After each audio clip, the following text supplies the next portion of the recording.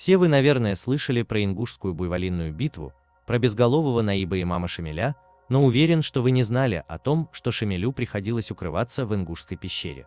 Почему имам Шамиль прятался там, имея резиденцию сначала в Дарго, а затем в Ведено, мы не знаем, но надеемся, что Бузуртанов дополнит эту историю. Итак, слушаем ингушскую народную сказку от Артема Плато. Так, друзья, направляемся мы к пещере, где укрывался имам Шамиль.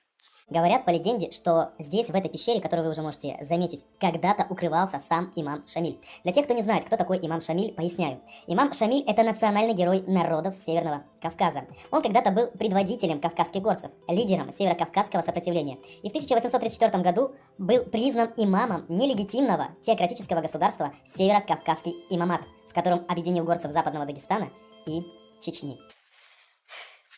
Вот в этой пещере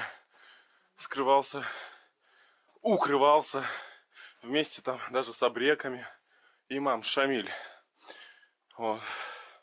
Имам Шамиль, он был дагестанцем. Правда, у Дагестана 30 национальностей. Кто он был конкретно, я не знаю. Здесь мне ребята местные объяснить не могут. Но вот здесь вот он прятался от царской власти. Вот так вот. Такой себе домик сделал. Сейчас еще покажу вам одну часть. А просто так выглядит, как будто наверх вход. Да, вот так опасно здесь. Видите? Не так легко было сюда подняться.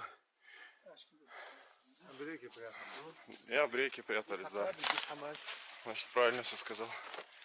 Так, и вот еще. Тут еще так вырезано, сделано треугольником. Вот пещера. Видимо, она закрывалась. Я понял, наверное, человек сюда, имам или абрек, заходил. Так, получается.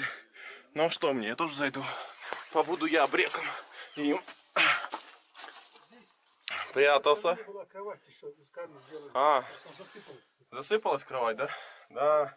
Засыпалась песком. Тут кровать была, кажется, сделана еще. Мне сказали. Да. И вот этот вход закрывался камнем, либо плитой, похожий под, конечно же, как это здесь гора, или что, как ракушечник здесь такой какой-то. Да, это и есть, наверное, ракушечник. Да, наверное. Вот. И это закрывалось, и никто не мог и даже догадаться, что здесь прячется абрек, либо и вот имам Шамиль прятался.